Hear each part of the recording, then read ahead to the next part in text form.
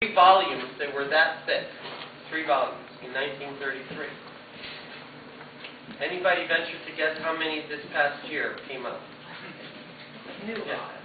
This is, well, yes, new laws on top of the old, okay?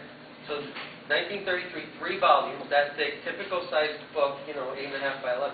Okay? Of all the Of all the laws, not just laws though, because every department has a right to issue new regulations. And they're unelected, by the way. So last year we had 87,000 new pages of rules and regulations. And that would amount to a stack of books this high, this wide, by this wide.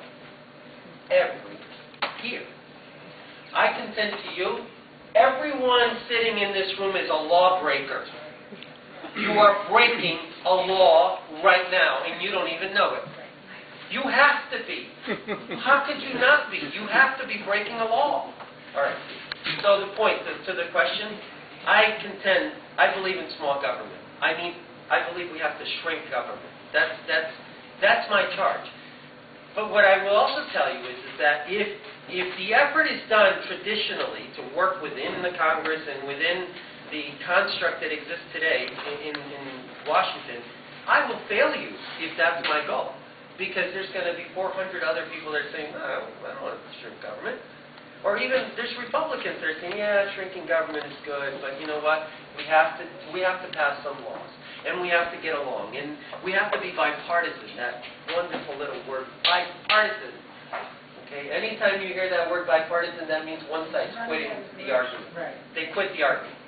And they gave in to the other side. That's bipartisanship. So the answer lies, again, with us. I want to represent you, but I need you to help me push those crazy people back. If we have the argument in Congress, we will fail. If we have the argument in America, we will win. I have proof that this works. What's the proof? Healthcare. What was your proof?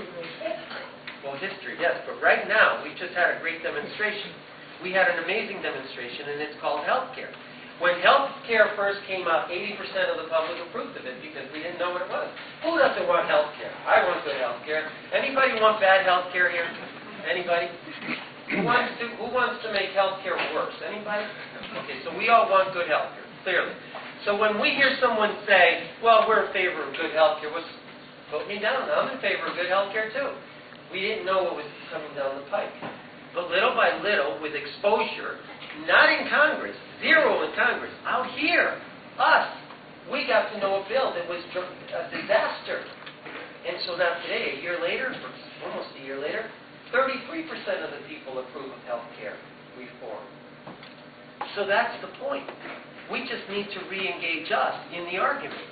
Don't let Congress get away with having these things under closed doors, behind the scenes, in smoke-filled rooms, whatever you want to call it. We belong in that argument, and I want to bring that argument out to you. I want to show you quickly.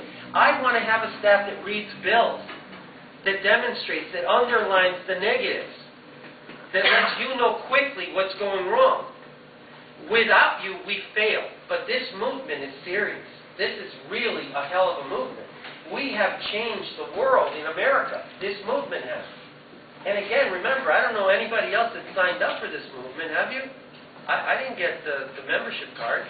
I don't have a card in my pocket. But we are still one. We're a party, whether you want to understand it or not. We love America, and we want to save it. Does that answer your question, family?